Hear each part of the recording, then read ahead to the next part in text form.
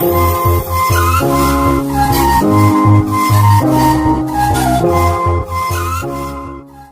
प्रदेश में सियासी हलचल तेज होती जा रही है।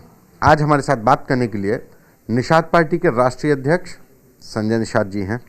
सर, पहले तो सीटों का फॉर्मूला तय हो पाया? कितनी सीटों पे आप बीजेपी के सिंबल से लड़ रहे हैं, कितनी सीटों पे आप लोग लड़ रहे हैं, कुछ तय हो पाया कि नहीं? अब तो चुनाव बिल्कुल समझिए सामने है आपके।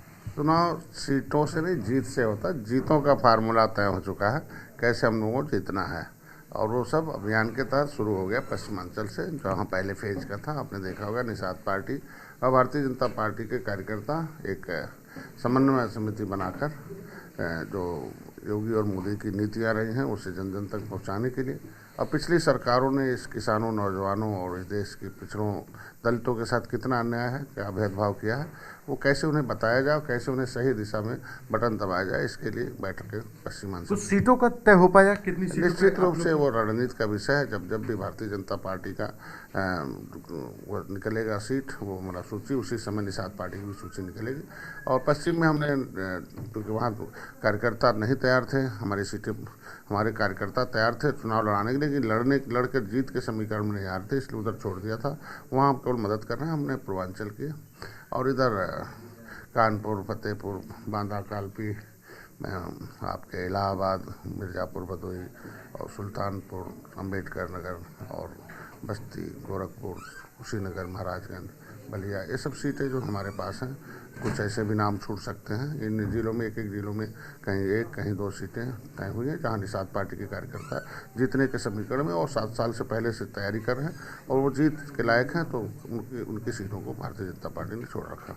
एक अगर संख्या की बात करें कि संख्या में कितनी सीटें आपके खाते में जा रही हैं, और एक ये भी है कि फॉर्मूला की 15 सीटें हैं तो 5 सीटें आप लोग अपने सिंबल पे लड़ेंगे, 10 सीटें बीजेपी के सिंबल पे लड़ेंगे, वो एक बड़ा।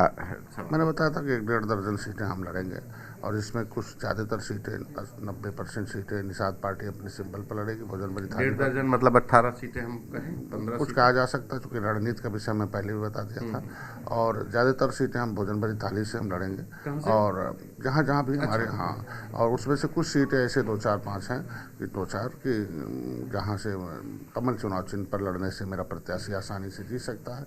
क्योंकि मछुआ समुदाय के लोग और जातियों का समीकरण, जो जाति समीकरण जिस तरीके से आता है और किस तरीके से जीत, चूँकि हम लोगों ने तय किया जीत कैसे हो, उसके लिए हम लोगों ने तय किया कि कुछ सीटों पर कमल चुनाव चिन्ह से भी हमारा कार्यकर्ता लड़के बस सदन जाएगा।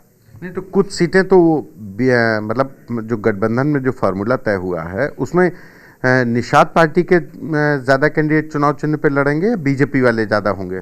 देखो, मैंने बताया 80% सीटें जो होंगी, जो सीटें हमें मिल रही हैं, उस पर से भोजन भरी थाली से निषाद पार्टी कार्यकर्ता लड़ेंगे, और जो 20% के आसपास सीटें हैं उस पर निषाद पार्टी के ही कार्यकर्ता कमल चुनाव चिन्ह पर लड़ेंगे। फिर एक आखिरी सवाल, अगर नंबर गेम में अगर बात करें तो 15 से 18 सीटें कितनी सीटें? नहीं है, मैं जो आपने बोला लगभग उसी के इर्द गिर्द है, और समय आने पर सब पता चल जाएगा।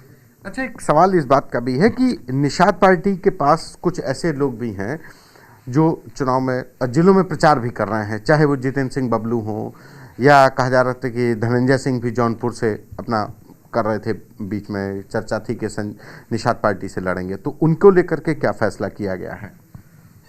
देखिए, भारतीय जनता पार्टी, निषाद पार्टी ने तय किया है, जो कार्यकर्ताओं का पसंद हो, जनता का पसंद हो और पार्टी का पसंद हो, दोनों ऐसे अच्छे छवि के लोगों को इस बार चुनाव लड़ाया जाएगा।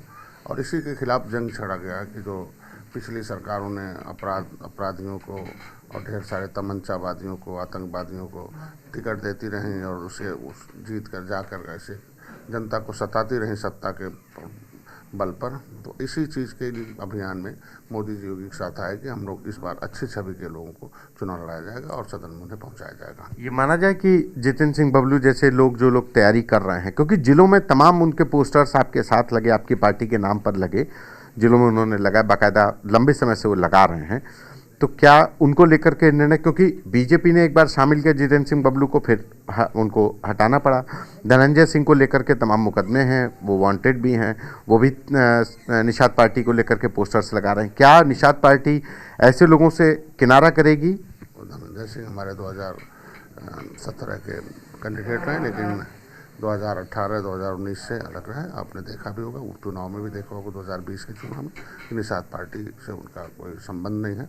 तो ऐसे लोग कुछ भी, कोई गांव में, क्षेत्र में कुछ भी कह सकते हैं, लेकिन जब तक निषाद पार्टी के ऑफिस से, कार्यालय से आधिकारिक कोई चीज़ घोषणा न हो जाए और लिखित रूप से न चला जाए, क्योंकि चुनाव आयोग के नियमानुसार हमें ये भी फार्म देना पड़ता है, ये भी फार्म जिसे मिलता है वही चुनाव लड़ने का अधिकारी, वही पार्टी का प्रत्याशी होता है। और लोकतंत्र है, कहने के लिए, बोलने के लिए, कहने के लिए, दौड़ने के लिए कोई भी दौड़ सकता है। दौड़ में 1000 लोग आते हैं, किसी विद्यार्थी किसी स्कूल में, आगे तो वही जाता है जिसके पास कैरियर होता है।